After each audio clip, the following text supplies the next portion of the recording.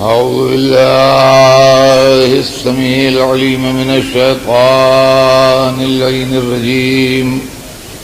بسم الله الرحمن الرحيم.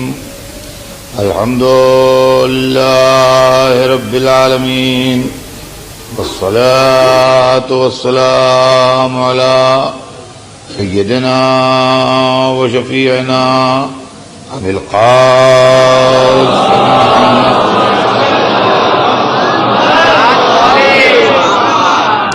وآله الطيبين الطاهرين المعصومين، ولعنة الله على أعدائهم أجمعين من يومنا هذا إلى يوم الدين.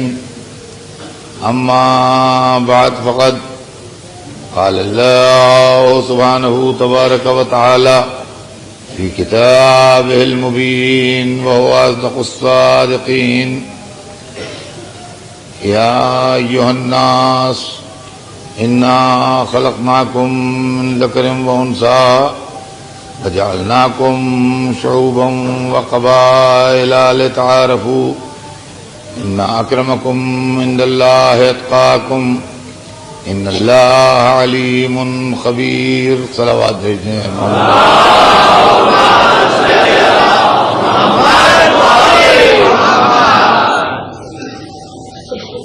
ارشاد یافتہ سے جناب رب العزت ہے: کیا ہے انسانوں، ہم نے تمہیں مرد و عورت کے ذریعے خلق کیا اور تمہارے اندر شعبے اور قبیلے قرار دیے، یعنی سیکٹس اور ٹرائبس قرار دیے، لتعارفوا، تاکہ تم پہچانے جاؤ. ان اکرمکم عند اللہ اتقاکم، اللہ کے نزدیک سب سے زیادہ عزت والا، سب سے زیادہ مکرم، سب سے محترم وہ ہے کہ جو اللہ سے ڈرتا سب سے زیادہ ہو. ان اللہ علیم خبیر، اور یقیناً اللہ ہر چیز کا جاننے والا اور ہر بات سے واقف ہے، ہر چیز سے خبردار. سلسلہ کلام ذہن عالی میں ہوگا. ہمارے آپ کے درمیان جو گفتگو چل رہی ہے وہ یہ ہے کہ اسلام مذہب انسانیت ہے، اور اسلام اس لیے آیا ہے کہ انسان انسان رہے، جانور نہ ہو جائے، انسان انسان رہے، پتھر نہ ہو جائے، انسان کی ذات سے پھول کھلیں، انگارے نہ برسیں. اس واسطے اسلام آیا ہے، اور یہی دین کی تعلیم ہے کہ وہ انسان کو انسان بنائے اور انسانیت پر باقی رکھے. چنانچہ میں نے آپ کی خدمت میں کل کی مجلس میں یہ بات عرض کی تھی کہ مسلسل یہ منظر ہم دیکھتے ہیں کہ وہ تمام دیواریں جن سے انسانیت کا سر ٹکرا کے زخمی ہوتا ہے اور انسانیت فریاد کرتی ہے، وہ مذہب گراتا چلا جاتا ہے تاکہ انسانیت کو موومنٹ میں آسانی ہو. میں نے کل آپ کی خدمت میں عرض کیا تھا کہ رنگ کی دیوار، نسل کی دیوار، غلامی کی دیوار،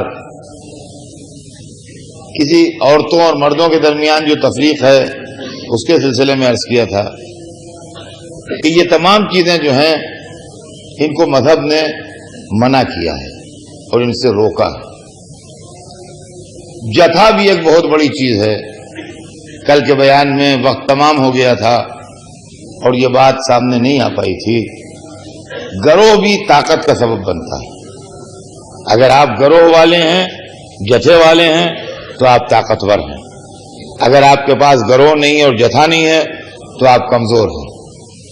اسلام نے آنے کے بعد اس چیز کو بھی ختم کر دیا کہ عزت ایمان کی بنیاد پر ملے گی، عزت تقوی کی بنیاد پر ملے گی، عزت جتھے کی بنیاد کے اوپر نہیں ملے گی.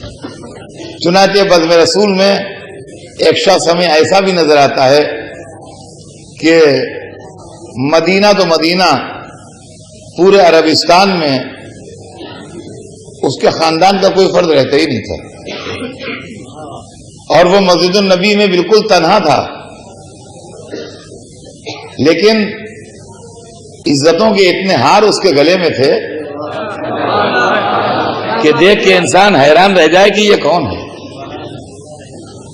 جس ماحول میں اسلام آیا تھا اس ماحول میں عرب نان عرب کو اپنے سے انفیریئر سمجھتا تھا، جتھے والا اکیلے کو اپنے سے انفیریئر سمجھتا تھا، گروہ والا تنہا آدمی کو اپنے سے انفیریئر سمجھتا تھا۔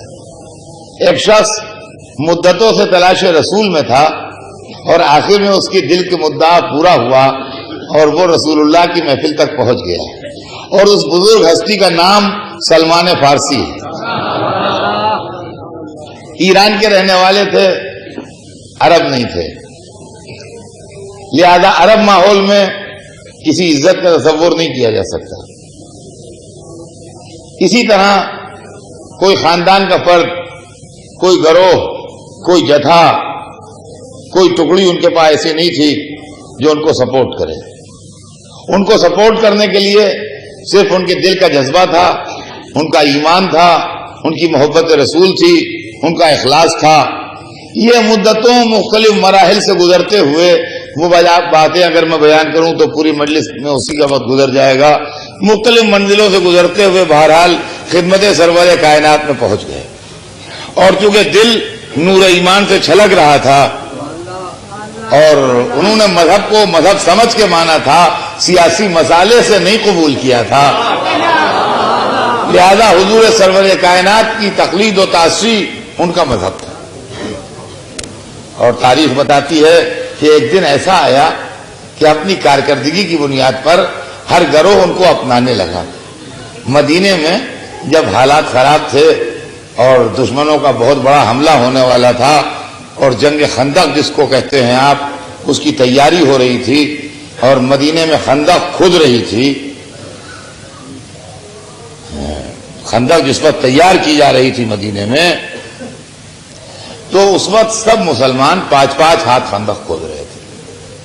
دیکھیے اسلام کو میں جیسا میں روز پڑھتا ہوں، کوئی دن ناغا نہیں جاتا کہ میں یہ بات آپ سے نہ کہتا ہوں، لیکن اسی لیے ریپیٹ کرتا ہوں کہ کبھی آدمی بھولنے نہ پائے۔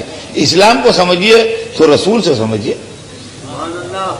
اسلام کو بادشاہوں سے کہاں سمجھنے چلے گئے، مالداروں سے کہاں سمجھنے چلے گئے۔ 5 ہاتھ مقرر ہوئی کہ 5 ہاتھ ہر آدمی لہا دیتا، 5 ہاتھ خندق کھودے روز ڈیلی، یہ طے ہو گیا۔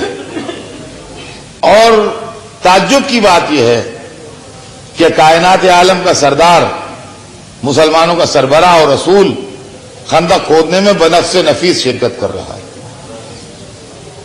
بنفس نفیس شرکت کر رہا ہے، اور حضور بھی خندق کھود رہے ہیں۔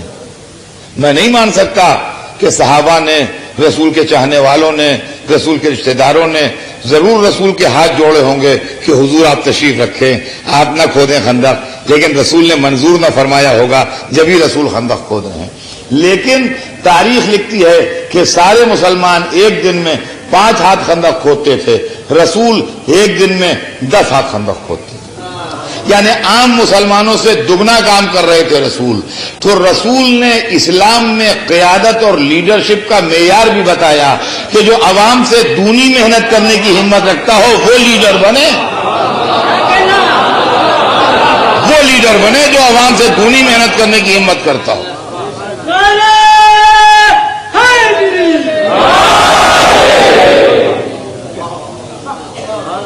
تو سرکار دو عالم کھود رہے تھے، جبکہ عمر مبارک اس وقت لگ بھگ 55 سال تھی، 10 ہاتھ خندق کھود رہے تھے، اور حضور کو 10 ہاتھ خندق کھودتے دیکھ کے رسول کا یہ بوڑھا صحابی اور چاہنے والا بھی 10 ہاتھ خندق کھود رہا تھا۔ تو چونکہ سلمان کا کام عام آدمیوں سے دونا تھا، لہذا مدینے میں جو 2 گروہ تھے، یعنی مدینے کے رہنے والے حضرات جو انصار کہلاتے تھے، اور مکے سے ہجرت کر کے آنے والے حضرات جو مہاجرین کہلاتے تھے، تو مہاجرین و انصار دونوں مل کے خندق کھود رہے تھے۔ تو مہاجرین نے کہا کہ سلمان و منا، سلمان ہم میں سے ہیں، سلمان و منا، سلمان ہم میں سے ہیں، اور دلیل یہ دی کہ بھائی ہم مکے سے ہجرت کر کے آئے ہیں، یہ اپنے وطن سے ایران سے ہجرت کر کے آئے ہیں، تو مہاجر تو ہم دونوں ہیں، یہ اپنے گھر سے آئے ہم اپنے گھر سے آئے، نہ یہاں ان کا گھر ہے نہ یہاں ان کا گھر ہے، لہذا یہ مہاجر ہیں۔ تو ان کا سلمان و منا، سلمان تو ہم میں سے ہیں، کام زیادہ تھا نا، لہذا ہر ایک اپنے میں شامل کرے گا، سلمان و منا، سلمان ہم میں سے ہیں۔ تو انصار نے کہا واہ بھائی یہ تو انصاف نہیں ہے، اس لیے کہ مدینے میں ہم نے بھی رسول کی زیارت کی، مدینے میں انہوں نے بھی رسول کی زیارت کی، لہذا یہ تو یہی کے ہیں، سلمان و منا، سلمان ہم میں سے ہیں۔ اب مہاجر کہنے لگے سلمان و منا، انصار کہنے لگے سلمان و منا، سلمان ہم میں سے ہیں، وہ کہنے لگے سلمان ہم میں سے ہیں۔ رسول کا گزر ہوا، مسکرائے، کہا بھائی کیا بحث ہو رہی ہے؟ تو انصار کہنے لگے حضور ہم کہہ رہے ہیں کہ ہم نے بھی یہیں آپ کی زیارت کی، سلمان نے بھی یہیں آپ کی زیارت کی، تو یہ بھی انصاریوں میں شمار ہے، اس لیے کہ مدینے میں دونوں شرف زیارت رسول سے مشرف ہوئے۔ مہاجر کہنے لگے حضور جب بات ہے یہ لوگ کہہ رہے ہیں، ارے ہم اپنے گھر سے مائگریٹ کر کے آئے ہیں، یہ اپنے گھر سے مائگریٹ کر کے آئے ہیں، ہم نے اپنے وطن سے ہجرت کی آپ کی محبت میں، انہوں نے اپنے وطن سے ہجرت کی، تو یہ مہاجر ہوئے، یہ انصاری کہاں سے ہو گئے؟ یہ ہم میں سے ہیں۔ رسول خلق مجسم ہیں، کسی کا دل توڑ نہیں سکتے۔ تین پارٹیاں سامنے ہیں، ایک طرف سلمان ہیں، ایک طرف مہاجر ہیں، ایک طرف انصار ہیں، ایک طرف اکیلے سلمان ہیں۔ اگر دونوں سے ان کو الگ کر دیں تو سلمان اکیلے رہ جائیں گے، اگر انصار کو دے دیں تو مہاجروں کا دل ٹوٹ جائے، اگر مہاجرین کو دے دیں تو انصار کا دل ٹوٹ جائے۔ رسول نے ایک دفعہ مہاجروں کی طرف رخ کیا، فرمایا لا منکم، بھائی یہ تم میں سے نہیں ہے۔ تو انصار کے چہروں پر خوشی دوڑنے لگی کہ جب ان میں سے نہیں ہے تو لامحالہ ہم ہی کو ملیں گے۔ ایک دفعہ ان سے کہا لا منکم، تم میں سے بھی نہیں ہے۔ اب سلمان نے ہو سکتا ہے سوچا ہو کہ میں تو اکیلا رہ گیا، لیکن عزت افزائی مقصود تھی، فرمایا بل سلمان منا اہل البیت،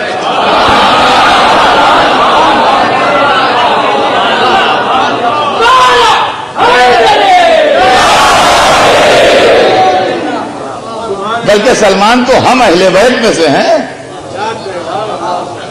اے لیجیے، نہ انصار کا دل ٹوٹا، نہ مہاجرین کا دل ٹوٹا، نہ سلمان کا دل ٹوٹا، اس کا نام ہے صاحب خلق عظیم۔ کہا سلمان تو ہم اہل بیت میں سے ہیں، لیکن آپ اہل زبان ہیں، اور یہ عربی کا جملہ جو حدیث رسول و ارشاد سرکار دو عالم ہے، یہ تاریخ کے اندر ایز اٹ از جیسے سرکار نے فرمایا تھا ویسے لکھا موجود ہے۔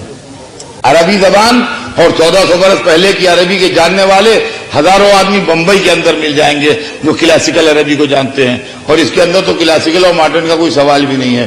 سمجھیے، آپ اس جملے کو لے جائیے اور ٹرانسلیٹ کروائیے، بل سلمان و منا اہل البیت، بلکہ سلمان ہم اہل بیت میں سے ہیں۔ لیکن لفظ دو طرح بولا جا سکتا ہے۔ رسول نے یہ نہیں کہا کہ سلمان ہمارے اہل بیت میں سے ہیں، ہم اہل بیت اور ہمارے اہل بیت میں لفظ کے حساب سے فرق ہے۔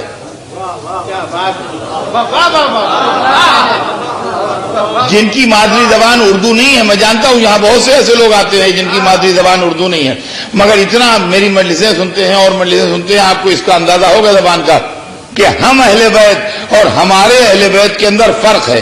جو کہے گا ہمارے اہل بیت میں ہیں، وہ اپنے کو اہل بیت سے الگ کر لے گا۔ ہم اور ہمارے اہل بیت، ہم الگ، ہمارے اہل بیت الگ۔ اور جو کہے گا ہم اہل بیت میں سے ہیں، وہ اپنے کو اہل بیت میں شامل کرے گا۔ رسول نے یہ نہیں کہا کہ ہمارے اہل بیت میں ہیں، فرمایا ہم اہل بیت میں ہیں۔ اس کا مطلب رسول خود داخل اہل بیت ہیں۔ اب سمجھے آپ کہ محبت اہل بیت محبت رسول ہے، ذکر اہل بیت ذکر رسول ہے، فضائل اہل بیت فضائل رسول ہیں، اور عداوت اہل بیت عداوت رسول ہے۔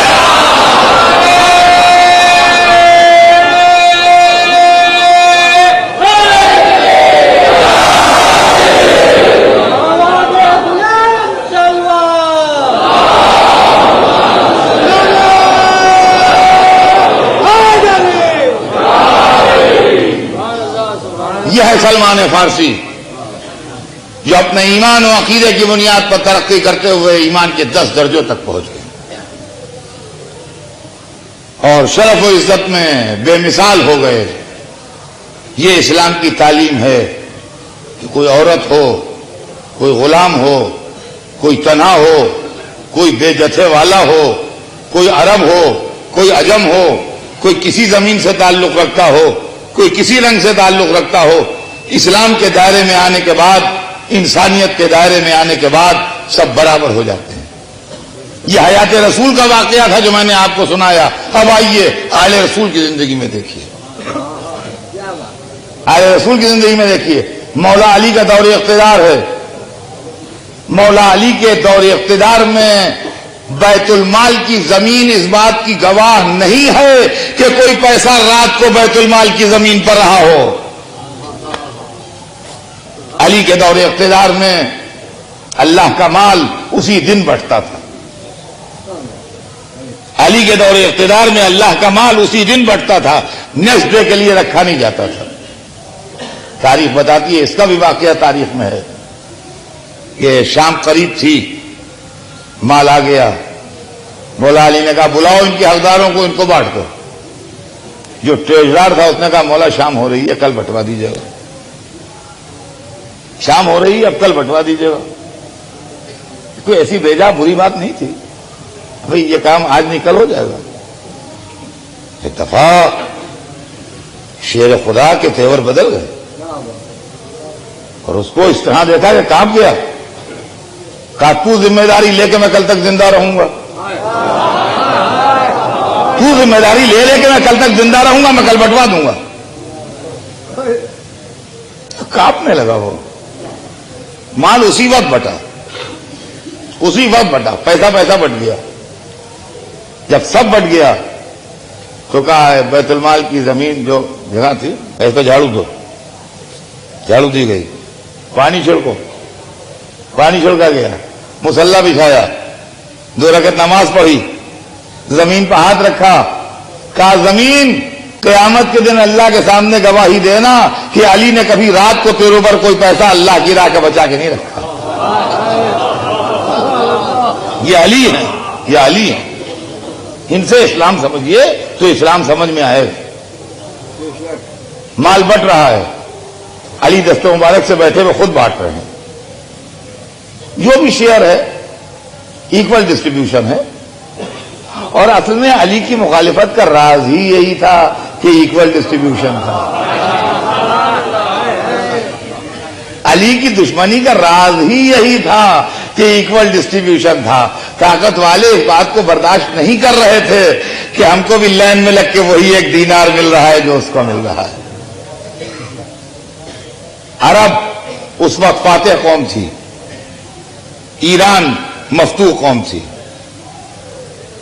فاتح قوم کا فرد سر اٹھائے ہوئے آگے آگے چل رہا ہے کیوں میں، اس کے پیچھے ایک مفتوح قوم کا فرد ہے، ایرانی ہے، وہ بھی مسلمان ہے، وہ بھی لا الہ الا اللہ محمد رسول اللہ کہہ رہا ہے، وہ بھی کعبے کی طرف نماز پڑھ رہا ہے، وہ بھی اللہ کا قائل ہے، قیامت کا قائل ہے، رسالت کا قائل ہے، قرآن کا قائل ہے، کعبے کا قائل ہے، ہر چیز کا قائل ہے، مگر ایرانی ہے، عرب نہیں ہے۔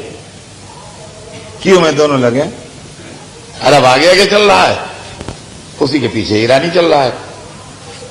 مولا علی بانٹ رہے ہیں، جو آ رہا ہے اس کو مل رہا ہے، ایکول ڈسٹریبیوشن۔ عرب آیا،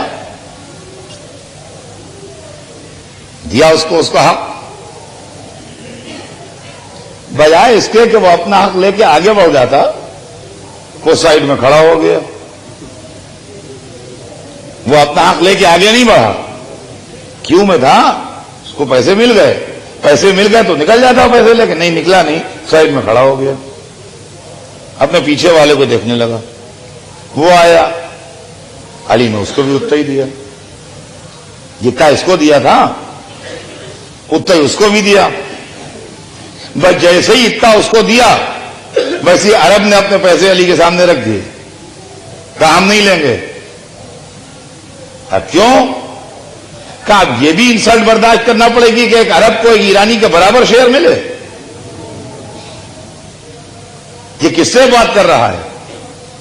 یہ علی سے بات کر رہا ہے۔ کہا اب یہ انسلٹ بھی برداشت کرنا پڑے گی کہ ایک عرب کو ایک ایرانی کے برابر شیئر ملے۔ ایک مرتبہ شیر خدا کے تیور بدلے، اور عرب کیا، جب تیور بدلتے تھے تو لشکر دہل جاتے تھے۔ شیر خدا کے تیور بدلے.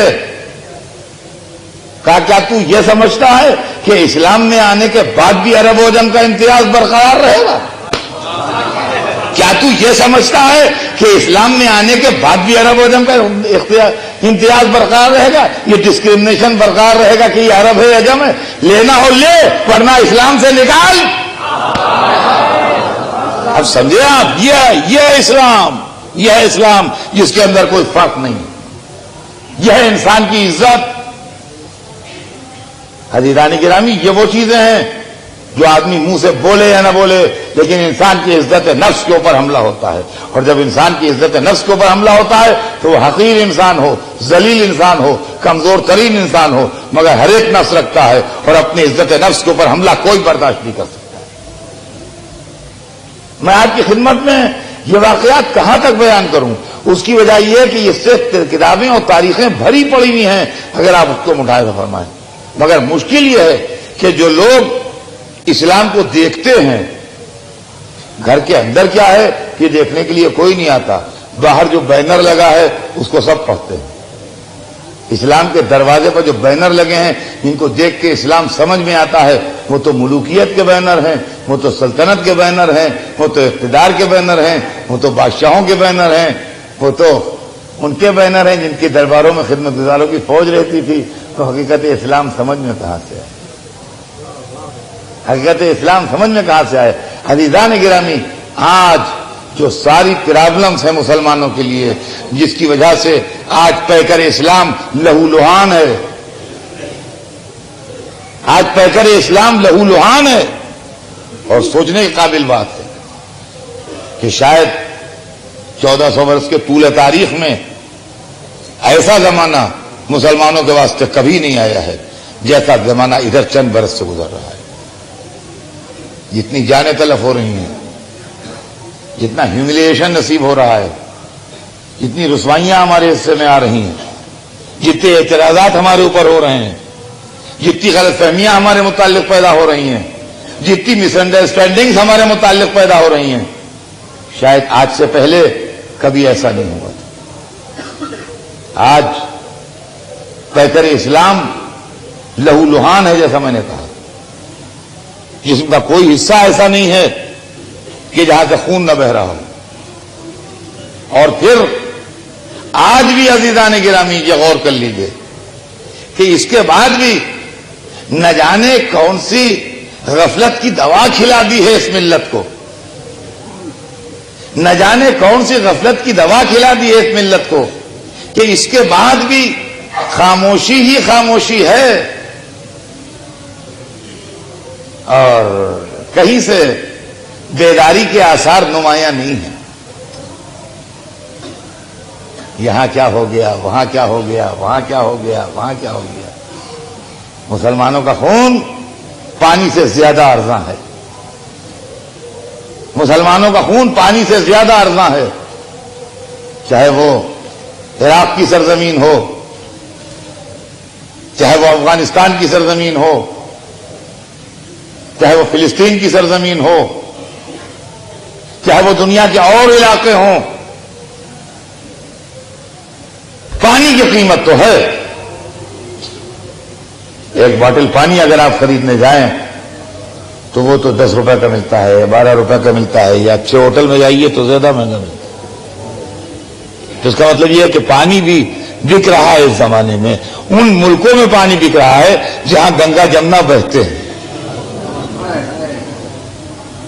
اگر ڈیزرٹ میں بکے، اگر ریگستانوں میں بکے جہاں پانی کا وجود نہیں ہے تو چلو بھائی ٹھیک ہے، پانی لایا جاتا ہے دور سے. نہیں، پانی ان ملکوں میں بکتا ہے جہاں گنگا جمنا بہتے ہیں، جہاں گوداوری اور کاویری بہتے ہیں، وہاں کے اوپر پانی بکتا ہے.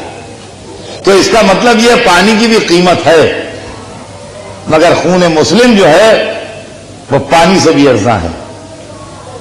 سوال یہ پیدا ہوتا ہے کہ ہمارے اندر کون سی گڑبڑ پیدا ہو گئی کہ ایک طرف ہم کو یہ بتایا گیا تھا کہ تم انسانوں کی قیادت کے لیے آئے ہو، تم عالموں کی رہنمائی کے لیے آئے ہو، تم انسانوں کو راہ نجات دکھانے کے لیے آئے ہو، تم اس لیے آئے ہو کہ ساری ملتوں کے سردار بن کے ان کو نجات کے راستے دکھاؤ، اور دوسری طرف ہمارا انجام یہ ہو گیا کہ ہم اس امید میں آئے تھے قافلے میں کہ میر کارواں ہم ہوں گے، یعنی قافلے کے لیڈر جو لیڈ کرتا ہے کارواں کو وہ ہم ہوں گے، میر کارواں ہم ہوں گے. لیکن افسوس کی بات یہ ہے کہ انجام جب ہمارا ہوا تو آج ہم یہ محسوس کرتے ہیں کہ میر کارواں ہونا تو بات کی بات ہے، ہم تو گرد کارواں بھی نہیں ہیں. یعنی قافلے کے گزرنے سے زمین پر جو دھول ہوتی ہے اس کو گرد کارواں کہتے ہیں. مجھے ہاتھ میں یہ شبہ رہ جاتا ہے کہ میری لفظیں اگر کبھی ذرا سی بھی اردو کی سخت ہو جاتی ہے تو سوچتا ہوں بچوں کی سمجھ میں اگر نہ آیا ہو تو سارا مزہ کرکرا ہو جائے گا ان کا، اس لیے میں اس کو ٹرانسلیٹ کرتا ہوں مجبوراً. ہمیں سوچا بھائی میر کارواں اور گرد کارواں کہتے رہو، لیکن اگر لڑکوں کے پلے نہ پڑا تو کیا ہوگا، لہٰذا اس کو ٹرانسلیٹ کر دو بھائی. تو وہ امت جو میر کارواں بننے کے لیے آئی تھی وہ گرد کارواں بھی نہیں ہے. کبھی آپ نے سوچا اس کا راز کیا ہے؟ کبھی آپ نے سوچا کہ اس کے اندر مصلحت کیا ہے؟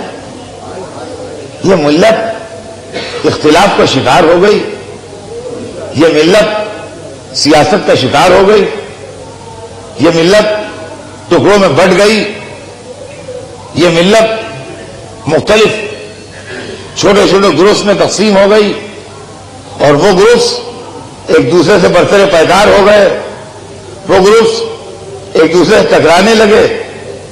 یہ جو دین انسانیت تھا وہ دہشت گردوں کا مذہب بن گیا، وہ دین جو دنیا میں امن کا پیغامبر تھا وہ خوف و دہشت کی علامت بن گیا. وہ ملک جن کو تعلیم کے میدان میں اور امن و امان کے میدان میں دنیا میں مثالی ہونا چاہیے تھا کہ اگر علم حاصل کرنا ہے تو وہاں جاؤ، وہاں مسلمان بستے ہیں. اگر امن و امان سے رہنا چاہتے ہو تو وہاں جا کے رہو، وہاں مسلمان بستے ہیں. اگر حق و انصاف چاہتے ہو اور ناانصافی اور ظلم سے فرار چاہتے ہو تو وہاں جا کے رہو، وہاں مسلمانوں کی آبادی ہے. لیکن آج مسئلہ الٹ گیا.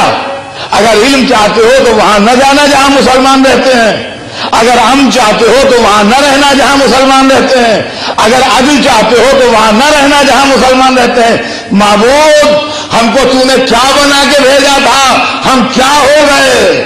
عزیزان گرامی، ٹھنڈے دل سے سوچئے، تعصب کی عینکیں اتاریے، موجودہ حالات کا تجزیہ کیجئے، حالات کی انالیسس کیجئے، اور اس کے بعد سوچئے کہ اسلام کو سارا نقصان ملوکیت نے پہنچایا، شہنشاہیت و بادشاہت کی سیاست نے اسلام کی شکل کو بدلا. سنیے، یہ تاریخ ہے آپ کی. اسلام دین تھا، اسلام حکومت نہیں تھا. حکومت اسلام کے اندر ایک ادنا سی شے تھی، ایڈمنسٹریشن، جس کی کوئی قیمت نہیں تھی، جس کی کوئی عزت نہیں تھی. لیکن حکومت نے مذہب کو ہائی جیک کر لیا، نام مذہب کا رکھا، بینر مذہب کا رکھا، لفظ مذہب کی رکھی، مال اپنا سپلائی کیا. نتیجہ یہ ہوا کہ ملوکیت نے اسلام کے مزاج کو بدلا، اسلام کی سیرت کو بدلا، اسلام کی طینت کو بدلا، اسلام کی شخصیت کو بدلا، ہر چیز کو بدل دیا. سب سے پہلا نقصان جو ہوا وہ یہ ہوا کہ مسلمان علم حاصل کرنے کے بدلے جہالت کے اندھیروں میں کھو گیا. کیوں کھو گیا؟ اس لیے کہ مذہب چاہتا ہے کہ عالم پیدا ہوں تاکہ حق سمجھ میں آئے، حکومت چاہتی ہے جاہل پیدا ہوں تاکہ خدمتگاروں میں کمی نہ ہو. اب اگر میں کوئی بات کہتا ہوں تو وہیں سے چہرے بدلنے لگتے ہیں اور وہیں سے رنگ بدلنے لگتے ہیں چہروں کے، اور یہ ہوتا ہے دیکھیے یہ باتیں زیبا نہیں ہے سر صاحب، یہ مناسب نہیں ہے آپ کو کرنا. اللہ نے قیادت اسلامی جو حیدر کرار کو سونپی تھی وہ اس لیے نہیں سونپی تھی کہ وہ रसूल के चचाजाद भाई थे या रसूलुल्लाह के दामाद थे, इसलिए सौंपी थी कि वो बाबे शहरे इल्म थे। अगर इल्म के हाथ में इस्लाम की क़यादत रहती तो मुसलमान का हर बच्चा आलिम होता।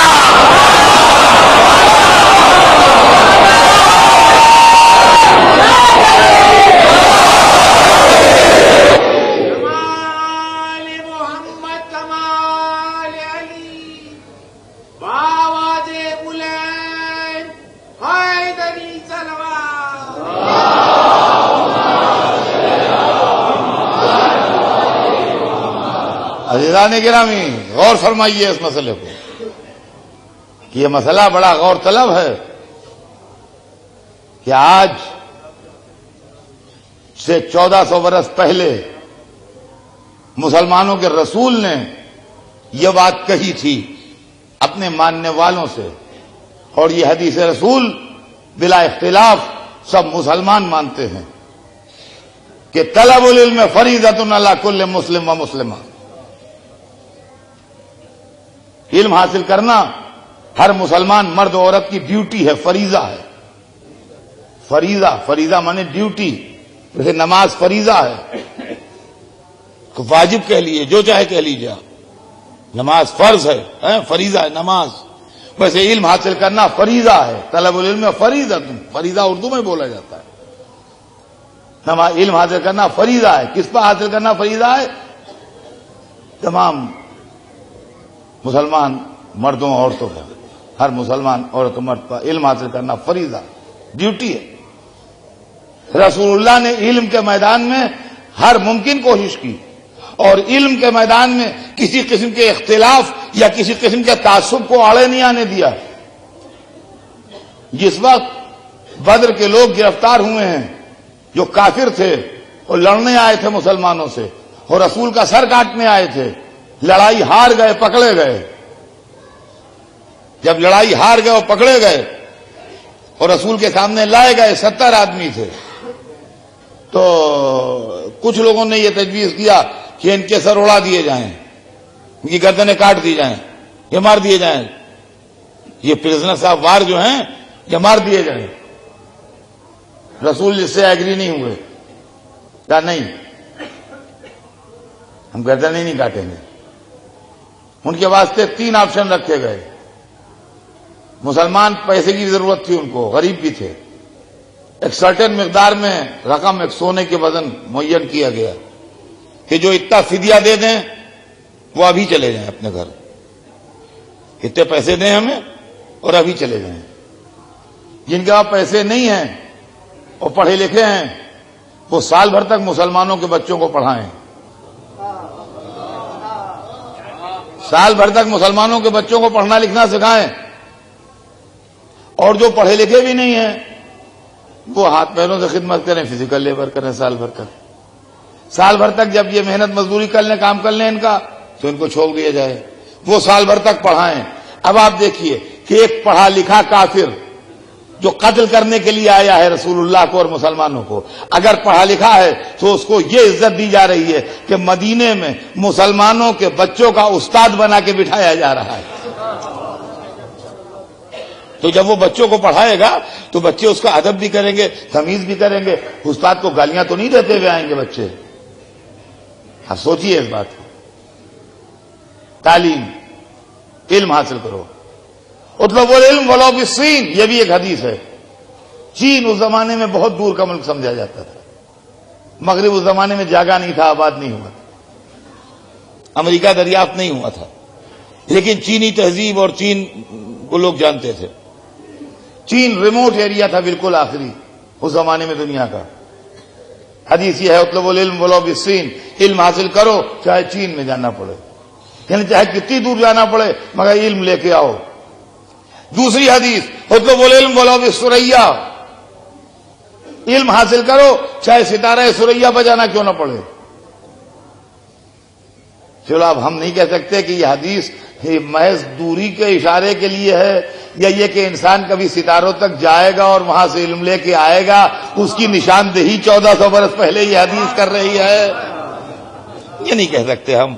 حدیث کے معاملے میں زیادہ نہیں بول سکتے، لیکن یہ حدیث موجود ہے. جو حدیث سے واقف لوگ ہیں وہ میری تصدیق کریں گے کہ ہاں یہ بھی حدیث ہے حدیثوں کے مجموعے میں کہ اطلب العلم ولو بالثریہ، علم حاصل کرو چاہے ستارہ ثریہ پر کیوں نہ جانا پڑے.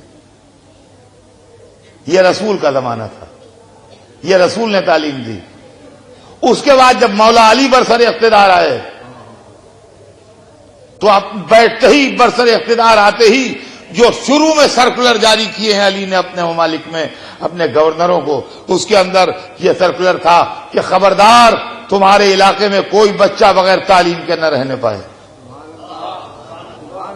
اس کے اندر مسلمان بچے اور غیر مسلم بچے کی بات نہیں تھی، اس کے اندر لڑکے اور لڑکی کا فرق نہیں تھا، کوئی بچہ بغیر تعلیم کے نہ رہنے پائے. تو علی نے آج سے 1400 برس پہلے مسلمانوں کے اندر بیسک ایجوکیشن کو کمپلسری کیا تھا. کیا بدنصیبی ہے دامن علی چھوڑنے کی کہ آج تک لٹریسی نہ آگے بڑھ سکی.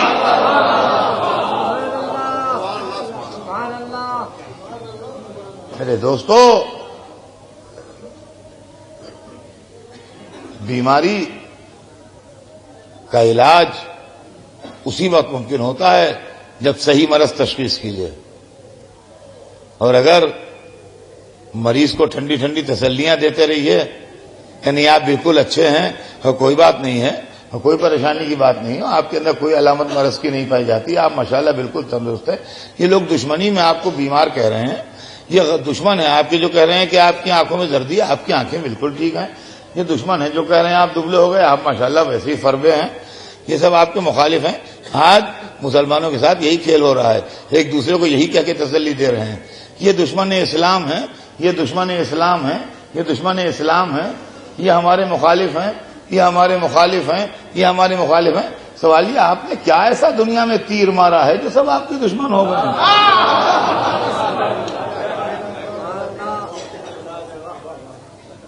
دشمنی دو وجہوں سے ہوتی ہے آدمی کی، سمجھے آپ؟ یہ زندگی ہے، یہ کتاب نہیں ہے کہ ان کا درد آپ کس کتاب میں لکھا ہے، یہ زندگی ہے. دشمنی دو وجہوں سے ہوتی ہے. بازار میں 4 آدمیوں کی دکانیں ہیں، 6 آدمی کی دکانیں ہیں مارکیٹ میں، اس میں میری بھی ایک دکان ہے، تو یہ تو میں نے بقیہ دکانداروں کو اتنا ستایا کہ سب میرے دشمن ہو گئے. اتنا حیران کیا بقیہ دکانداروں کو کہ سارے دکاندار جو تھے وہ میری جان کے دشمن ہو گئے. اور یا میں نے 4 5 6 دکانیں تو ایک ہی مال کی نہیں صاحب، میں نے اتنی ترقی کر لی کہ بقیہ سب دکاندار مجھ سے اتنا پیچھے رہ گئے کہ مجھے ترقی دیکھ کے جلنے لگے. تو اب عالمی مارکیٹ میں جو سارے ممالک مسلمانوں کے دشمن ہو گئے تو کبھی یہ تو سوچئے، یا تو آپ نے دنیا میں ترقی اتنی کی ہے کہ سب اتنا پچھڑ گئے ہیں کہ آپ کے دشمن ہو گئے ہیں، یا کہ بھائی کوئی اور بات ہے. اب یہ سوچیے، آپ خود احتسابی کیجئے، سیلف ریئلائزیشن کیجئے، اپنے کو سوچیے کہ آپ کے اندر کہاں سے خرابی ہے اور کہاں سے گڑبڑ ہے. محض یہ کہہ دینا کہ یہود ہیں دشمن اسلام ہیں، یہ نصارہ ہیں یہ دشمن اسلام ہیں، یہ کفار ہیں یہ دشمن اسلام ہیں، ہم صاف بچ گئے، بالکل دودھ کے دھوئے پاک. یہ کفار ہیں یہ دشمن اسلام ہیں، ہم بے خطا ہیں. یہ یہودی ہیں دشمن اسلام ہیں، ہم بے خطا ہیں.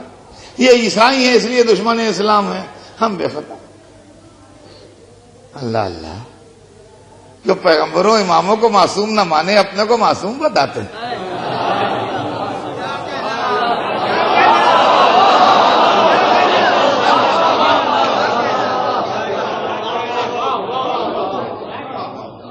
عجیب و غریب بات ہے میرے بھائی. اور اگر یہی صحیح ہے، توجہ چاہتا ہوں عزیزان گرامی جہاں جہاں میری آواز جا رہی ہے، اگر یہی صحیح ہے جو آپ فرما رہے ہیں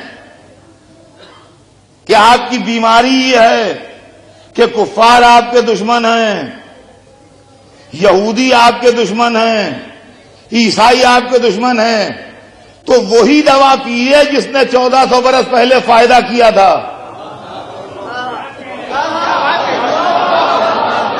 پلیز دوا نہ بدلیے، خطرے میں پڑ جائیے گا، وہی دوا پیجیے جس کو پی کے 1400 برس پہلے آپ اچھے ہوئے تھے۔ اس لیے کہ جب اسلام آیا ہے تو کفار دشمن اسلام تھے، یہودی دشمن اسلام تھے، عیسائی دشمن اسلام تھے، جب مقابلہ ہوا تو وہ حیدر کرار تھے۔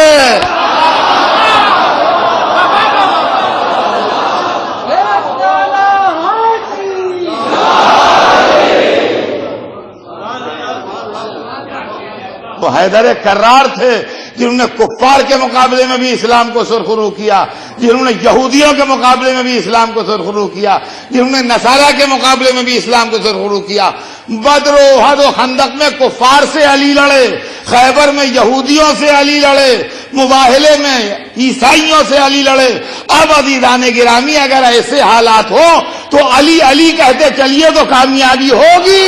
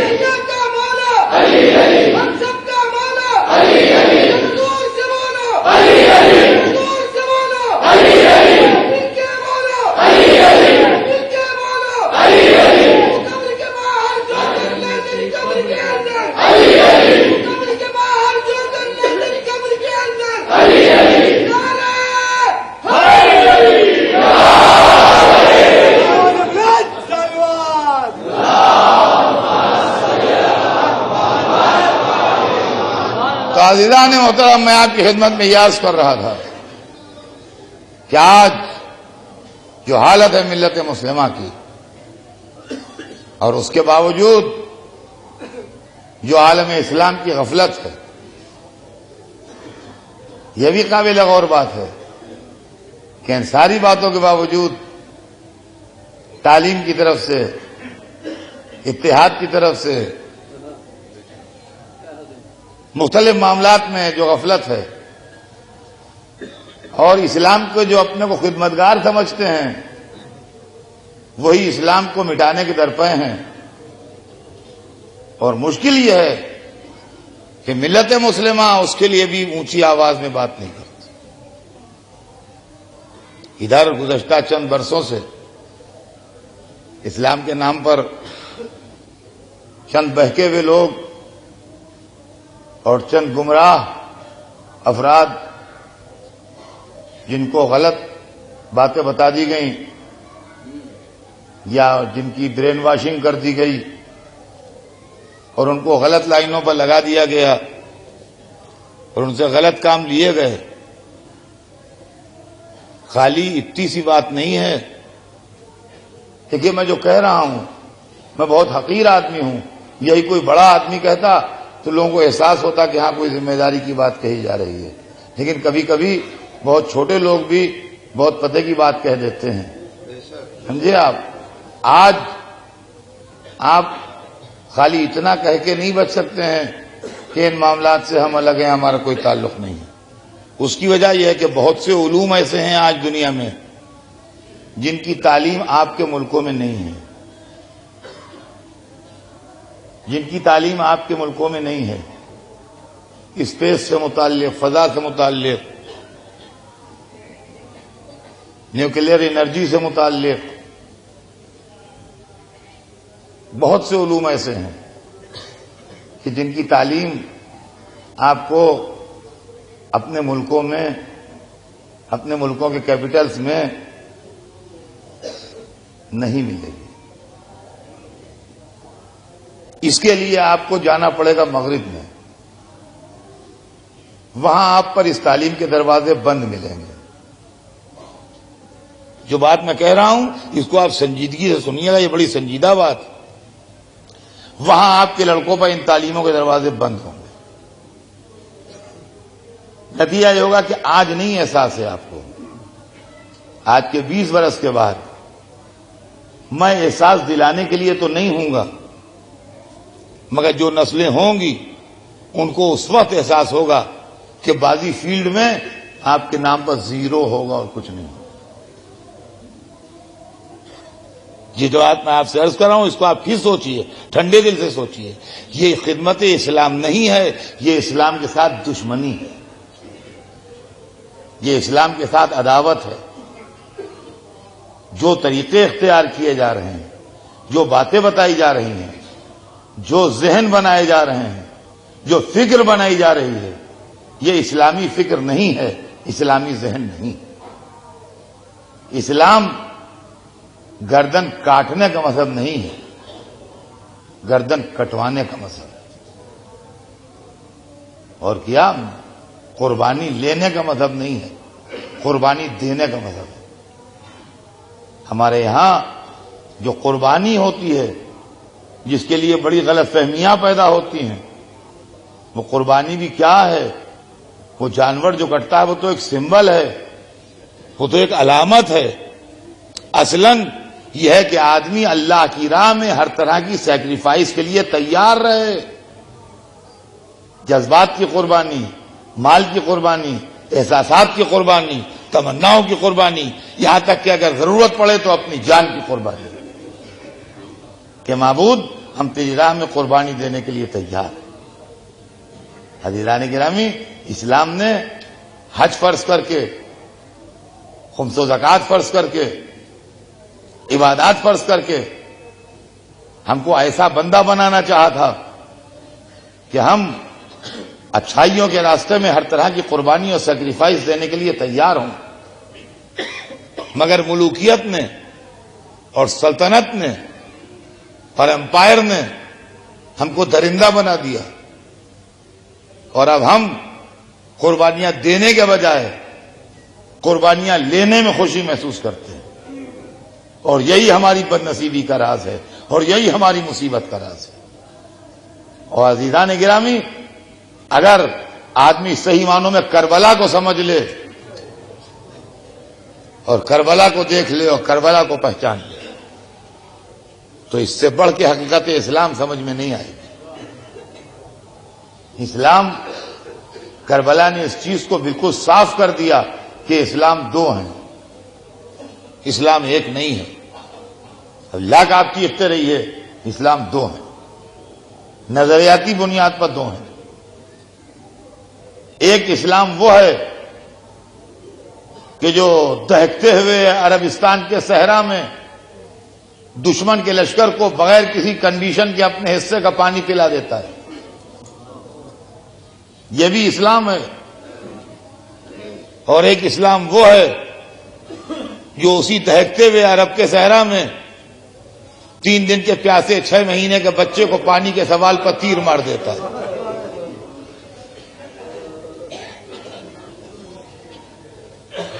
جنہوں نے دشمن کو پانی پلایا ہے وہ بھی مسلمان ہیں، بغیر کسی کنڈیشن کے، بغیر کسی شرط کے، بغیر کسی بات چیت کے. جب دیکھا پیاسے ہیں تو کہا پہلے پانی پیو، پھر سب بات چیت بعد میں ہوتی ہے. بات چیت بعد میں ہو، کچھ پانی پہلے. وہ بھی مسلمان تھے. اور اس کے ٹھیک 10 دن کے بعد پہلی محرم کو پانی پلایا گیا ہے ہور کے لشکر کو، اور 10ویں محرم کو وہیں سے تھوڑی دور پر، بہت زیادہ دور نہیں، اسی ملک میں، اسی علاقے میں تھوڑی دور کے اوپر ہزاروں کے مجمع میں ایک باپ یہ کہہ رہا ہے کہ یہ بچہ میرا 3 دن سے پیاسا ہے.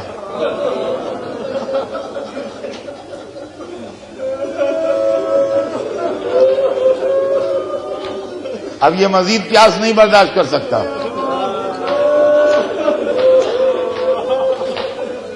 اب اگر اور دیر پیاسا رہا تو یہ مر جائے گا. تم اس کو پانی پلا دو.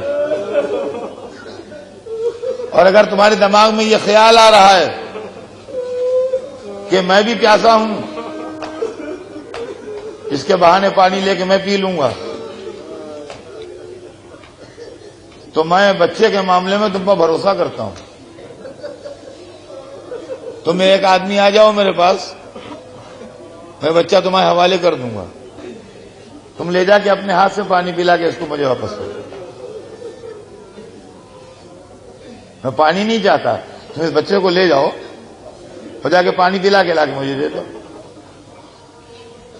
اور عزیزان گرامی، اس بات کی جواب میں تیر آتا ہے، اور یہ تیر کسی یہودی کی طرف سے نہیں آتا، کسی عیسائی کی طرف سے نہیں آتا، کسی کافر کی طرف سے نہیں آتا، مسلمان کی طرف سے آتا. اور عزیزان گرامی، ایک بات اور سن لیجئے. ہم نے دنیا میں دیکھا ہے کہ اگر کسی نے کسی کے ساتھ زیادتی کی، ہو سکتا ہے ایک آدمی سنگدل ہو سکتا ہے ایک آدمی کا دل پتھر کا ہو سکتا ہے ایک آدمی درندہ ہو، تو یہ مجلس بھری ہوئی ہے، یہاں لوگ بھرے ہیں حال میں. ایک بچہ اٹھ کے بار بار ادھر سے ادھر، ادھر سے ادھر، ادھر سے ادھر جا رہا ہے، ڈسٹرب کر رہا ہے مجلس کو. ایک آدمی نے چٹ سے ایک تماچا اس کے کلے پر زور سے مار دیا. جتنے بیٹھے ہیں سب چیخ اٹھیں گے، ارے بچہ تھا جناب، یہ بچے کو اتنے زور سے تماچا مارا جاتا ہے. یعنی اگر ایک آدمی سنگدل ہے تو بقیہ لوگ تو چلا اٹھیں گے، ارے بچے کو اتنے زور سے مار دیا، ہم نے تو ایسے تماچا مار دیا جیسے کسی جوان کو مارتے ہیں. علی اصغر کے گلے پر تیر پڑا اور لشکر میں کسی نے نہ کہا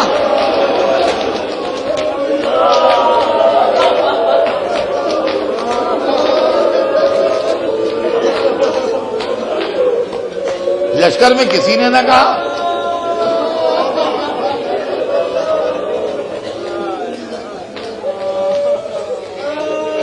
انسان سن لیں، چاہے ان کا جو مذہب بھی ہو، کہ انسانیت ایسے دہشت گردوں کے چنگل میں آ گئی تھی جن سے حسین لڑے ہیں، اور ان کو ذلیل کیا ہے اور ان کو ایکسپوز کیا ہے. یہ علی اصغر کا مسئلہ اسلام کا مسئلہ نہیں ہے، ایمان کا مسئلہ نہیں ہے. بچوں کے یہاں یہ سب دیواریں گر جاتی ہیں. 6 مہینے کے بچے کے لیے مذہب اور خاندان اور تعصب اور یہ اور وہ کچھ نہیں ہے. یہ تو پیور انسانیت کا مسئلہ ہے. 6 مہینے کا پیاسا بچہ کسی مذہب کا ہو، کسی عقیدے کا ہو، کسی نظریے کا ہو. عزیزان گرامی، بہت زمانہ ہو گیا، ایک چیز میں نے پڑھی تھی یہاں، کیونکہ اس وقت ذکر آ گیا اور اب وقت کچھ اور بیان کا نہیں ہے، لہذا میں اسی مضمون کو پڑھ کے مجلس تمام کیے دے رہا ہوں. انشاءاللہ کل سلسلہ بیان آگے بڑھے گا. آج تو صرف اتنا کہ بہت زمانی پرانی بات ہے، غالباً 70s کی بات ہے، کہ میں ایک کتاب دیکھ رہا تھا جس کے اندر عرب کے اسلحے کا تذکرہ تھا. اس لیے کہ جب علی اصغر کے گلے پر تیر پڑا ہے تو روایت میں ہے کہ وہ 3 بھال کا تیر تھا. وہ ایک تیر نہیں تھا، 3 بھال کا تیر تھا. اور جب ماں نے دیکھا تو کہا یا بنیا مثلو کا یونار، اے میرے لال، کیا تیرے ایسے بچے نہر ہوتے ہیں؟